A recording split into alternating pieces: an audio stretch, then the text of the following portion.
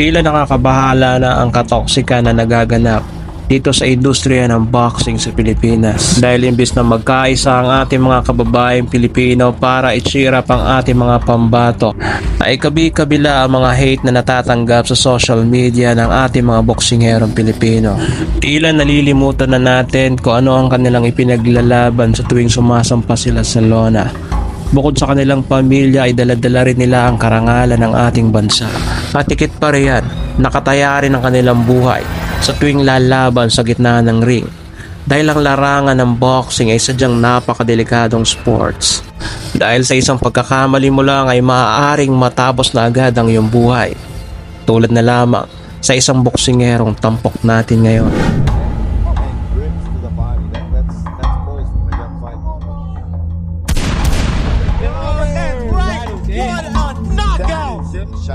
This is just very brutal to watch. No.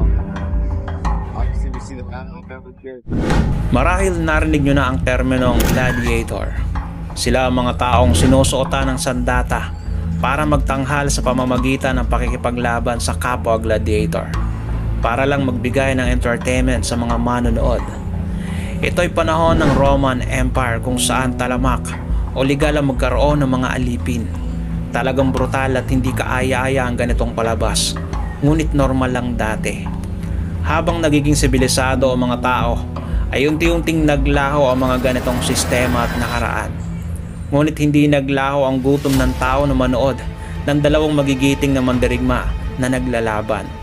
Kaya hindi nawala, bagkos nag-evolve lang at ngayon ay tinatawag na combat sports gaya ng boxing. Dati pa nga ay 15 rounds kaya matibay ang labanan. Ngunit maraming nasawi dahil ito'y brutal. Bakit kamo? Isipin mo 15 rounds kang sinusuntok sa ulo. Pasa at bugbog lang ang agarang matata mo. Ngunit walang nakakaalam kung ano ang epekto sa utak ng tao sa pagdaan ng maraming taon. Kaya naman niremedyoan ng rules at ginawang 12 rounds na lamang. Stricto din ang mga opisyal hinggil sa rabbit punch at kidney punch. Ganun pa man, ay likas talaga ang combat sports at mga hindi inaasahang pangyayari. May ilan pa rin na nakomatos at may ilan namang binawian ng buhay. Nagsanay ng kay haba-habang panahon mula pagkabata at sa isang iglap o suntok lang, tapos na ang mga pangarap. Isa na rito ang boksingero ng Mexico na si Moises Fuentes, isang veterano at former 2-division world champion. Boxing ay pawang kabuhayan lang niya at kanyang pamilya. 2007 ang kanyang unang sabak bilang professional boxer at naging WBO minimum weight world champion sa taong 2011. Fast forward tayo sa taong 2013 kung saan dumayo siya sa Pinas para labanan ang ating light flyweight champion na si Donnie Nietes. Si Fuentes ay may record noon na 16-1 habang 31-1 naman kay Ahas. Maganda ang laban at tabla ang hatol ng mga hurado.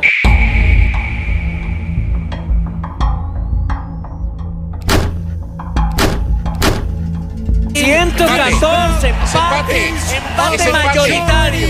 Ahí está, señor. Nagkaroon ng rematch noong May 2014 sa kaparehong titulo at timbang. Dito ay mas epektibo si Nietes, kaya bagsak ang katunggali ng 3 beses.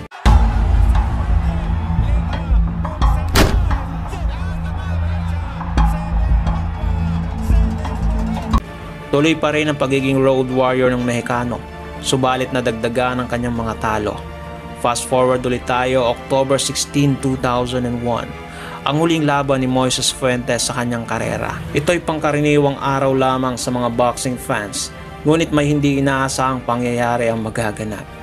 Ngunit bago natin simulan yan ay kung maaari sana paki-like and share ng ating video. Masasabing mismatch ito kung iisipin. Matandaan na kung titignan si Fuentes habang bagitong-bagito si Cuellar dahil 16 years ang age gap ng dalawa. Take note, 3 taon siyang hindi lumaban dahil sa sunod-sunod na talo via knockout noong 2018 bago isabak dito sa halimaw na undefeated. Unang round pa lang ay kumokonekta na ang mga hooks ng mas batang boksingero habang medyo tensyonado naman ang matandang si Fuentes.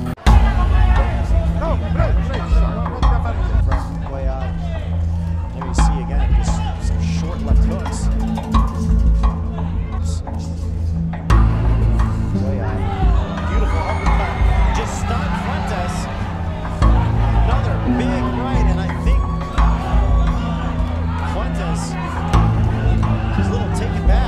Halatang wala sa timing si Fuentes at hindi man lang makatama ng solid.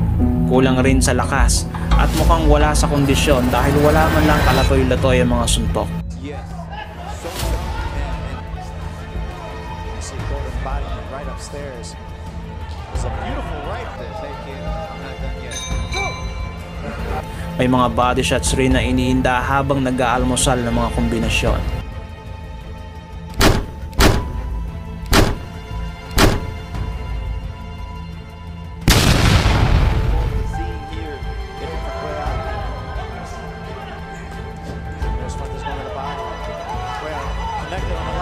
Stunned and Fuentes with a body shot again to the head and to the body.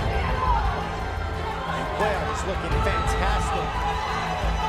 Those uppercuts are really just surprising Fuentes. And there you see the uppercuts again, just moving Fuentes.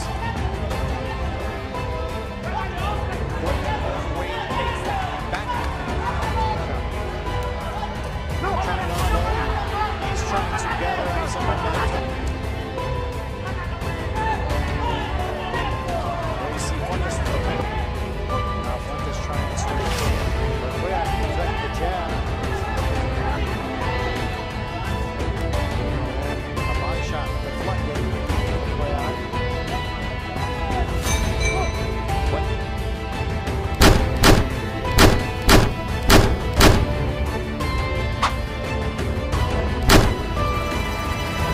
Bago mag round 3 ay umakyat na sa ring ang doktor para tignan at tanungin siya kung ayos lang ba.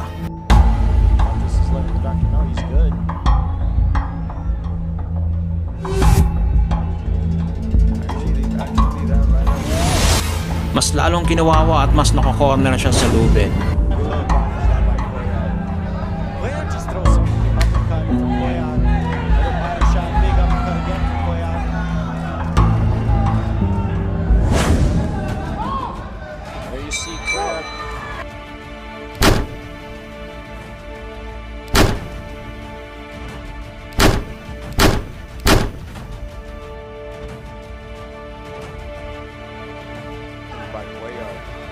The way he started his act. Now Fuentes lands one on the chin, but Cuellar was connected from Fuentes. Mild out and Cuellar just came back. It's almost. Then we see a big uppercut, followed with a jab from Cuellar, and that uppercut has been probably Cuellar's best punch of the night. So.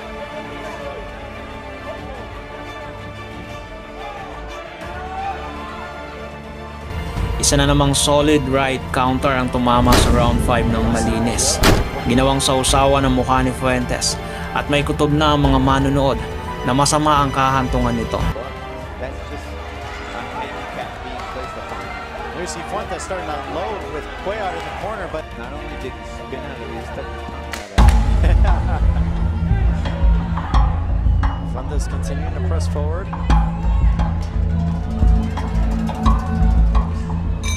See.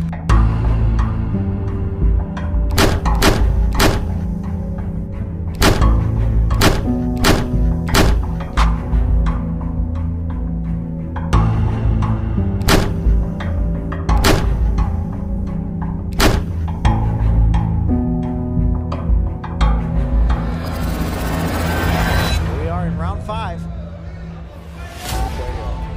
Slip counter. You see Moises damage. You see Fuentes trying to press Cuellar against the corner. Every time he goes to the body, it's like it was right there. Uppercut. Look, you'll see it right here in these exchanges. He's in there with the former champ, and he's really bringing the fight.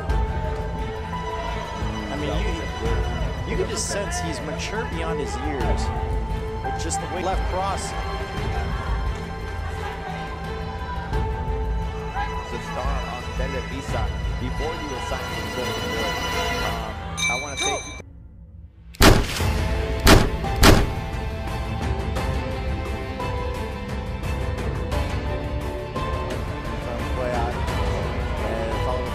That's awesome, man. 19 years old.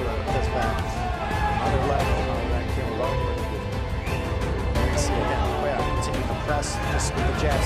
jab, sticking that jab and going.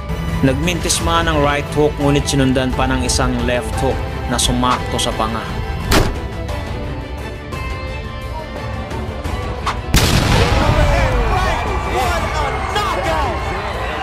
Hindi na nakatayo at panay sigaw ang pamilya ng natalong boksingero.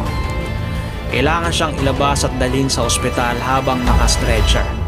Nagkaroon ng brain injury at makalipas lamang 13 buwan ay pumanaw ang Meksikano sa edad na 37. Kahit sinong veterano ay walang ligtas sa panganib na pwedeng mangyari sa loob ng lona.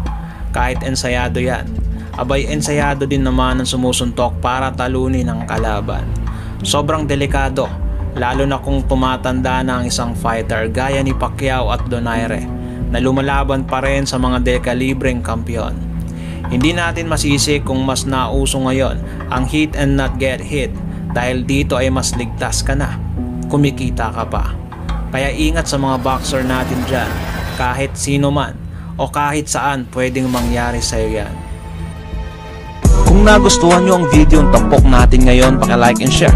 Mag-iwan ka na rin ng comments para sa iyong saloobin. At kung bago pa lamang dito ay paki-subscribe at huwag kalimutang pindutin ang notification bell button para updated ka sa mga umaatikabong videos tulad nito.